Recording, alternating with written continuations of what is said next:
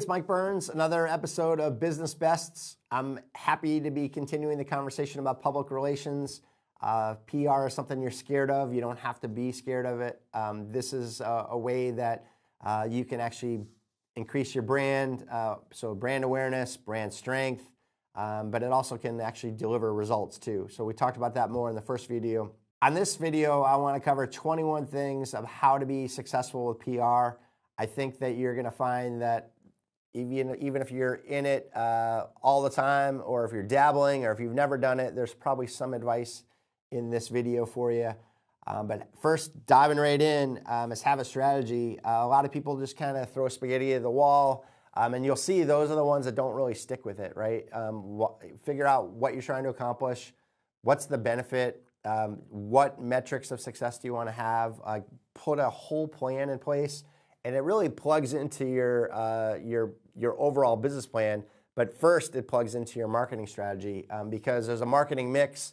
PR is just one of those levers that you can go with, and they all should be supporting each other. So make sure you have a strategy and that PR is going to deliver on that. Number two is have a niche or a target market. There are too many people that try to be all things to all people. And if you have that type of focus with your business, how are you going to know where to get the press, right? So if you're too general and you do not have like that specific focus, you're going to lose out and kind of crystallizing that persona around the target market, knowing everything about them. And one of those things is, what do they read? What do they listen to? What do they watch?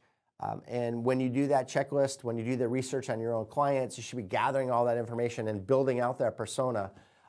Then you can start to figure out even topics that you should be covering, different things that, what keeps them up at night. You might want to think about what are some of the common things that they go throughout their life, like different ways that you can insert yourself to help them with advice. But sometimes it's just knowing your target audience and actually being relatable to that group that will actually make you more successful getting PR. So big believer of having a target market and having that focus.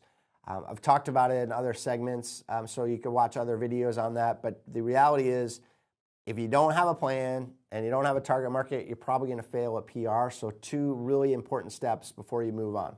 Do you have a scope too? If you want to be an expert in something, you're going to actually start to have to be very specific and drill down deep. So I had just said, if you have a target market, that's really powerful to know where to get the press.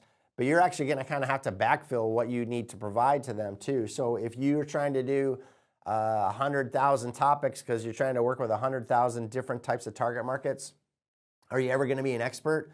It's good to be a generalist, and maybe you can learn on the spot and be really good at it. But the reality is, a reporter can oftentimes see through that someone's faking it, and that can backfire on you. So make sure that you start to think about what you can do from a scope standpoint that is something that you can actually keep up with. Because maybe it's regulations or industry trends or just the way that your target market is evolving over time. It's good to know all that stuff, and maybe you have to do your own research to gather that information, whether it's with the individuals that you work with or prospects or just different news sources that you might have to pay for or not pay for. You're limited in what you could do, so make sure your scope isn't too broad, otherwise you might fail at PR. What are your metrics too? I mentioned that in the strategy part because that goes hand in hand, right? If you have a strategy, how are you going to know if you're actually delivering on it? So you should have specific goals. I've talked about in business planning having the best goals, business-driven, effective, specific, and timely. So let's focus again on specific and timely. So the S, what is the press going to deliver for you? What are the metrics that you're going to want to come up with? So one might be, hey, you were in a great article, it's online, and it's directing traffic to your site. So specific is what traffic is being referred from that site, and a tool like Google Analytics will give you that information. Timely then is, how long was that article effective? Some articles have a really long shelf life, and they're out there always driving traffic, and those are amazing. It doesn't have to be an article. Again, I'm just using that as an example. But the best goals, you want to have those metrics and make it very, very specific, and make sure it's business driven too, right? I think that too many people try to get publicity without really knowing what they're trying to accomplish. I will work with our clients to be really kind of into the weeds and say, hey, if you're really trying to deliver X, Y, and Z, here's the right type of press that will be effective at it. Here's the right type of reporter. Oh, by the way, here's some kind of requirements you're going to want if you do get the publicity. And so, for example, I'll give you one. Being someone that writes a column all the time for one publication versus somebody that blows press throughout the industry or all these different news sources, those are going to deliver two different types of results. The one, you're starting to build up a lot of credibility and brand within that different publication, right? But you've now really limited your audience to just that one reader or listener or viewer. If you try to be in all these different places, you have all these different ways to drive traffic or whatever your metric might be. And it gets a little bit harder to focus in on how those things are being effective. Do they work off of each other, et cetera? Where someone that writes a column, you might see that you're actually delivering results from that publication on a regular basis, and sometimes it snowballs within that publication. So again, knowing the metrics, I can't tell you what your metrics are because I don't know your situation, but you can get pretty refined and know if PR is working, because with anything, we have a limited amount of resources. You'll hear me say that a lot, so that's time and dollars. If you have an employee that's working with you to get PR, that's an expense. Or if you are outsourcing it to a PR agency or consultant, that's an expense too. So you want to make sure that you're having some metrics to know that you're getting what you want out of it. One of the things you need to have is an opinion too, believe it or not. There are too many people that try to walk down the middle of the road and kind of, I'll tell you both sides of the story. A lot of times somebody is writing a piece or doing a news segment and they'll want the two extremes from two different sources. So it's nice if you are really far on one side. Don't go too extreme or you're a lunatic and you sound a little crazy, right? But maybe there is something that you feel really strongly on, some governmental reform or something that you feel like society should be changing or whatever it might be. So like an easy one would be we use cell phones too much, and maybe you come up with some story about how the next generation should be doing X, Y, and Z. I mean, that's a strong opinion, right? But most of the people agree with you. So are you really putting yourself out on a limb too much? No. And so knowing, again, what the journalist is trying to accomplish too will help you. But have an opinion. Go in there knowing that you want to be careful of your opinions, that you're not going to isolate part of your client base or turn off prospects. So make sure that opinion is safe to some degree. There are some people that just don't care. They're going to say anything that comes from their mind. Maybe they have some charisma and they're coming across so truthful that they'll win anybody over, but there are risks of having a strong opinion. So I would say have a strong opinion, but do it in a way that helps your business, not hurts it. It helps your personal brand and doesn't hurt it too. A simple thing you want to check off is have a template. When you are creating a press release and pushing things out, it's such an easy thing to do, and there's all kinds of best practices. I probably could do an hour on how to create a pitch template, but make sure that you have something that you can blast out from time to time. Even AI can help you create one from scratch if you don't know what to do. But that's something that is an easy thing to check off the list if you're trying to be serious about PR. Know that more and more journalists are inundated with press releases, so they can't always be effective. So one thing that you really want to be great at with press releases is the subject line and maybe the pre-header. We talked about that in the email marketing segment. That's what I would see on my phone. I would usually see in my in-bin the from person. I would see the pitch title in your press release. And then the pre-header maybe would be the first sentence, or with different tools, email marketing tools, you can actually reword that so it's almost like a subhead. And those three things will pull that journalist or editor or program director or whatever it might be into your content, so your press release will be that much more successful. So think about how you can be successful with your pitch, and make sure you just have a template that you can start with. One thing to be successful with PR is to actually just have a byline article, something that you write regularly. You don't have to use your resources to always go wow new reporters and other journalists and such. Once you build a really good relationship and they want you to regularly write for them or be in the news, whatever it might be, regularly, that's kind of nice because it takes away kind of that sales aspect of always having to sell yourself with the press. And so make sure you actually try to figure out if that's something that you can commit to, and if you can do a good job with it, and stick with it if you can. That could actually be something that you do for a majority of your media, but you might also still be able to sprinkle things around too. So that might be something that you want to consider as part of your PR strategy. One thing that can be really cool is to offer an exclusive to a media outlet. They're more likely to want to use you if they know they have the first opportunity to publish something. Sometimes you can allow them to have an advance notice of something. So maybe the press release goes out. It's a hard news date where something happens on a specific day and a specific time, but you give them the exclusive to kind of pre-have it ready to go so it can launch, so they can be the first ones to launch that. So that's a kind of a different type of exclusive. But yeah, you're going to get an exclusive to sit with our CEO or talk with me about a certain topic before my book comes out, whatever it might be, like that type of exclusivity. Journalists love that stuff. They feel valued and they feel like you value their publication or their media outlet. So think about whether you can use that. There are times where it's hard news and you want everyone to know it and it goes out to everybody. But if you can add the exclusive piece to it, you're going to be more successful with that one publisher. Having a focus is something that we've talked about, but actually a media focus, right? So knowing here's all the different news outlets I want to be in, and actually then starting to build it out and figuring out how deep do you go, who do you work with, what are the right different types of contacts.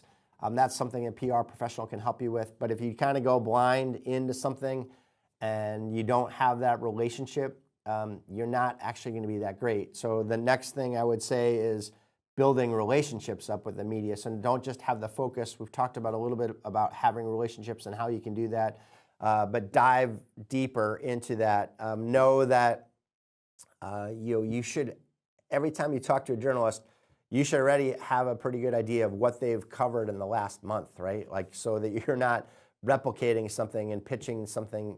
If you did know that your topic was already covered, then you should be a little smart in how you pitch it. It's got to have some new newsworthy angle so that they'd want to do it again. Maybe it's a completely different twist on something, or something was missed, or whatever it might be. So build the relationship, have a focus, and then build the relationships. And part of that is knowing what they push out. What are they good at? What do they kind of have a gap in? And so if you actually identify what that gap is, you can be the solution for them. And actually, the more sophisticated the pieces are, too, the more technical they want to be.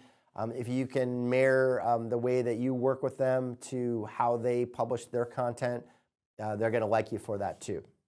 So know what tool you're going to use to work with the press, too. There are definitely services that you can go pay money to, monthly subscriptions, etc.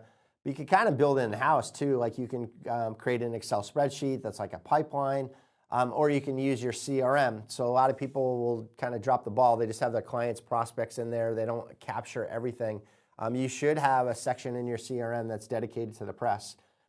There's always churn, so you got to invest time in kind of keeping the journalists updated and knowing who you're going to work with. So where you might save money versus a paid service, but it's going to take some time to keep it updated. So that's a cost, right? Your time to do that.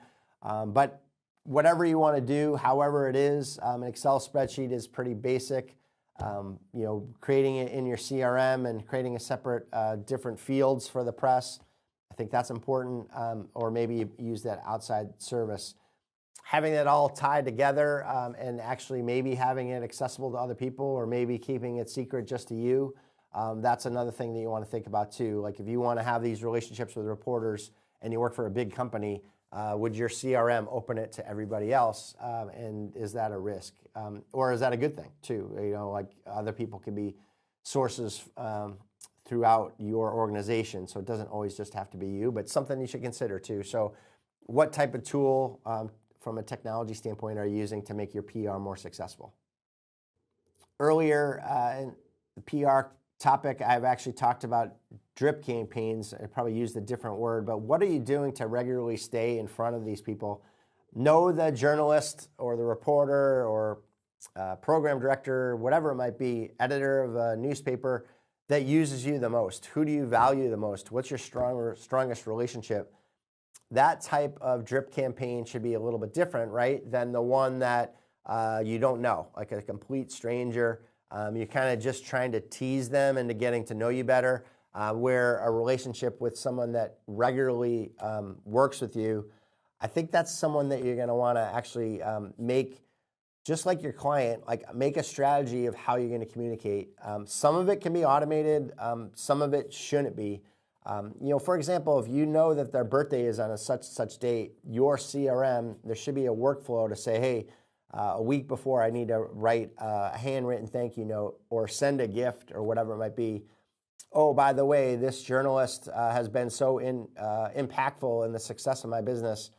There should be some appreciation time that you write a thank you note, or you send them a gift or whatever it might be.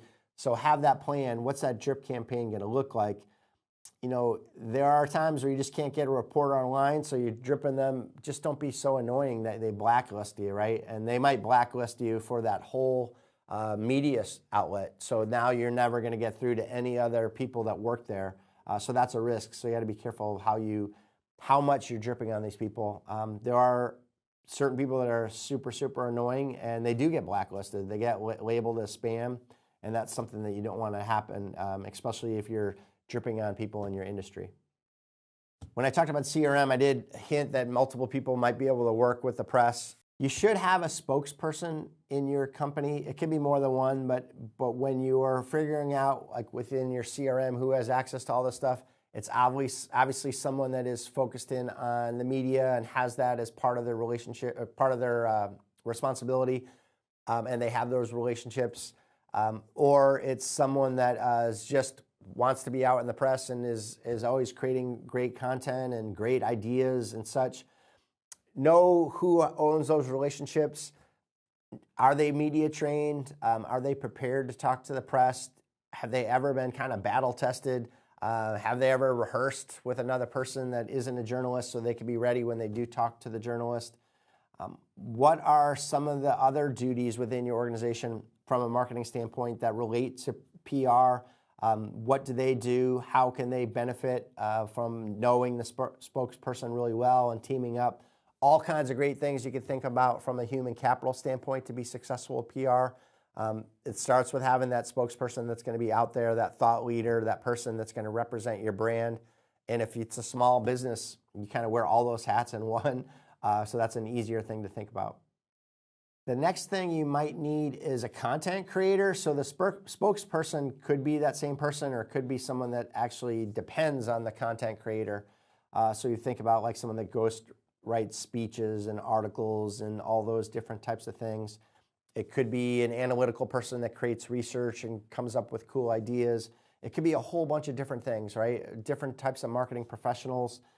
And even AI can be really useful in creating content. So you start to think about that as a resource of what you want to try to do. But you're really going to want to think about writing as something that's going to make you more successful. AI is really powerful at that, but it's going to a lot of times take ideas that are already out there. If you're trying to create something new, and that's what the press wants, something that's never been covered before, you can't really utilize AI like you normally can. So maybe think about just using AI from a copywriting or editing type of role, but the initial content comes from that thought leader, the research source, the ghostwriter, whoever it might be. So don't be afraid of utilizing AI. Just make sure it's not plagiarized. Make sure it's something that's going to make you more successful and not hurt your business. A gimmick is something that you might want to add to your PR strategy. I don't know if the word gimmick sounds right, but there are all kinds of things you can create that are kind of newsworthy, different promotions or different kind of exciting things that gather more attention from the media. And so figuring out what those might be careful of stunts, I would say, that kind of can backfire on you and people could get upset. But reality is, what is something that in kind of our boring day we would see as something that stands out, like something I would need to cover. Again, promotional types of things, unique events, unique kind of product launches, whatever it might be. What is something that's going to help shape your brand in a positive way? Some unique service, whatever it might be. So the gimmicky part is something to be careful about, but how do you take something that's kind of boring, that is just same old news that everyone else is pushing out? How do you kind of make it more exciting for the press that they're going to want to cover? You make their job a little easier to pay attention to who you are and what you're trying to push out. Think about a press hotline, and I don't mean it to be like this 1-800 number that they call and then they get to the right people. If you're a big enough firm, obviously that's something that you might want to think about. But if you're smaller, a hotline might be just someone that's going to pick up the phone. If you have someone that is your spokesperson, but they're always in meetings or they're always at conferences or whatever, they're always speaking at conferences, whatever it might be, how can you take the press call or outreach, whether it's online or on the phone, and actually just get that person and say, yes, we would love to get back to you on that. When's your deadline? Gather all the prudent information and let them know you're going to respond and you're going to help them with whatever their need is. There are too many people that aren't accessible, and so when the press reaches out and they don't get a live person, what do? They might not even leave a message, right? They might just jump to the next person, and now you've lost your opportunity to get positive publicity. So the hotline idea is, what can you do to make yourself more accessible? I did talk in another video about actually giving the press your cell phone, putting them in if you're going to be that person. And even if you're in a meeting, sometimes see that it's coming from a journalist and say, do you mind if I just take this just to let them know I'll call them back? That's really rude to your clients. But if you prioritize press, what are those times where you would stop what you're doing just to at least take the call, find out what they're looking for, and just say, hey, I'll get back to you in a half an hour? That might save you that ability just to acknowledge that they're calling, might save you the opportunity to get the positive publicity. Again, not a best practice in every single scenario, but something you want to think about. So what's your hotline approach for working with the media? A press kit is something that you used to have when you would go on the road show and meet with different journalists. So let's say, hey, I'm a PR agency and I'm representing such and such CEO of a big Fortune 500 company. I would go on a press tour and I'd go to New York City and I'd schedule all these meetings.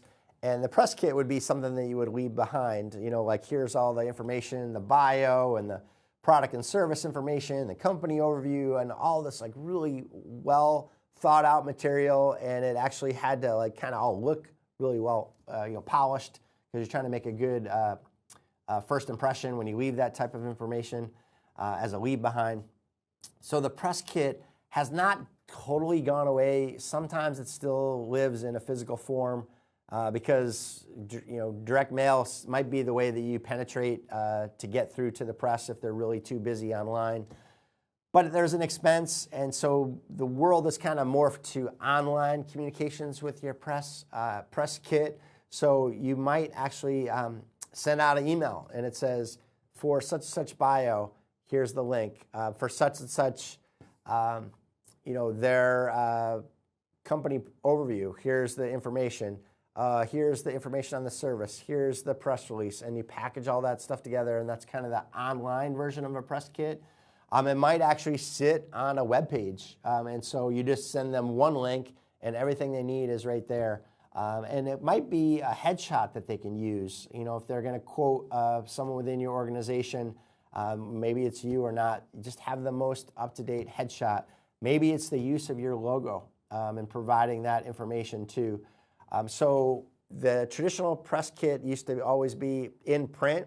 It still can survive in this day and age, but more and more likely it's transitioned to something that's online. Put that together. What is something that a journalist would want? Reverse engineer, they're trying to put together a TV segment or a radio show, or again, you're written in an article. What would they need to actually have background information that they could pull everything together all in one place? And that's really kind of the idea of the press kit. And there's a little bit of fluff in there to wow them so that they know that they're talking to the right person or the right company. Yes, put that stuff in there too, but usually that's kind of filler stuff that they're not necessarily going to use. When working with the press, one thing to think about is a disaster plan, and I could probably do a whole video segment on that, and maybe I will, a crisis plan, whatever you might want to call it. But just know that there could be something bad that happens, and unfortunately, you can't control it, right? You know, the death of a senior executive, or something bad even happens outside of your company, like some big regulation change, whatever, something that's just disastrous. It might even be stock market performance or something in the economy. When we talk about the SWOT analysis kind of stuff, strengths, weaknesses, opportunities, and threats, you actually might want to have a disaster plan around all those threats that you create in that business plan. And that's why business planning is so important. Now, if you can pre-work some of that stuff, you're not going to think of every single scenario, but start to think about who should be the right people on the disaster plan, who, if a crisis does come up, who are the main contacts? Who are those spokespeople? Who are the people that you'd want to proactively reach out to? And actually, the more you can get ahead of that and do in advance, the more you'll be prepared. So even if it isn't an apples to apples type of crisis, you've done a little bit of that prep work for topic A, but topic B, some of it might apply. And so some of those steps will be helpful. And actually dry rehearse it sometime and say, hey, such executive, this just came up, this is what would happen, how would we deal with this? And actually push your company to be ready, to be prepared. Just like you teach kids stop, drop, and roll. And if there's a fire, what would you do if there's some kind of problem in your organization? So make sure you make a disaster plan part of that crisis readiness if you can do it. I'll talk about it more in future communications, but social media is such a big part of this. What are all the different ways that you're going to maximize the press and actually have that all set up? And so it's not just normally the company sites too. You might have individuals that are pushing out the right types of press. I think one of the saddest things that I see in the marketing world is you get unbelievable earned media. So you get some great PR, some great publicity, and then it's crickets. Like it just never was pushed out. You get too busy, or you don't push it out long enough. It has a long shelf life, or it's not getting to the right audience. So social media is so important, and we'll do a whole nother segment on how to maximize the relationship with PR and social media. But make sure that's part of your plan. If you're building out a strategy for PR, that's definitely something that you want to invest time and dollars in, and make sure you're maximizing that relationship. One of the last things I'll end this segment on is the snowball effect. Like I would really push to have a snowball effect. If you get publicity here, you're more likely to get it here. And by the way, if you get 2 things, then you're likely to get 4 things, and then 6 things and 8 things, right? So that snowball effect is something that you want to take advantage of. And as that little snowball is rolling down the hill, be ready to maximize it and actually benefit from that momentum that's working with you. Too many times I see some kind of good things happening and they really could maximize it, and they just kind of get to a point where they just weren't prepared for the success that's going to snowball. So make sure that you actually have a campaign ready, and you're actually planning, not just hoping, but you're planning that snowball effect is going to happen. And that will make you much more successful with your PR strategy. One kind of thing to think about are reprints. It doesn't have to be the physical form. We'll talk about some online things in a second. But what's your reprint strategy? If you go right now and take an article that was published in a really well-known publisher, print off 100 copies and mail it all out to all your clients, you can really get in trouble, right? So there's copyright issues there. So sometimes you have to pay for the reprints. Sometimes you can push them to a website, and that's inexpensive, right? So you're actually getting the credibility to actually, you got the okay to show them the website, but the credibility is actually enhanced when they could read the piece. That becomes an issue if it's a subscription type of site, right? So let's say you have to pay for an online newspaper, and to read that newspaper, anybody has to pay $3 a month, whatever. That's where the reprint might make sense, because if you have to do the math for all of your clients to be able to read this, it's going to cost X, Y, and Z. So do you want the reprint physically, so you actually get the the well-designed version of it, or is it something you just want online? What does that look like? Reprints can really build up. That expense of it can build up. So know that if that's part of your strategy, that you need to figure out what your budget dollars are for your success of getting in the press.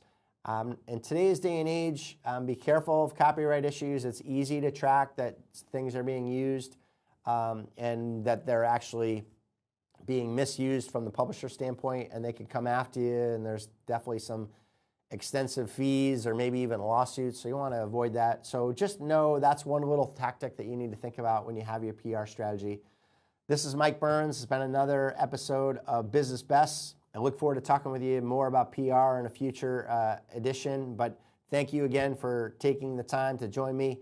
I hope that this advice is making you more successful. Thanks a lot.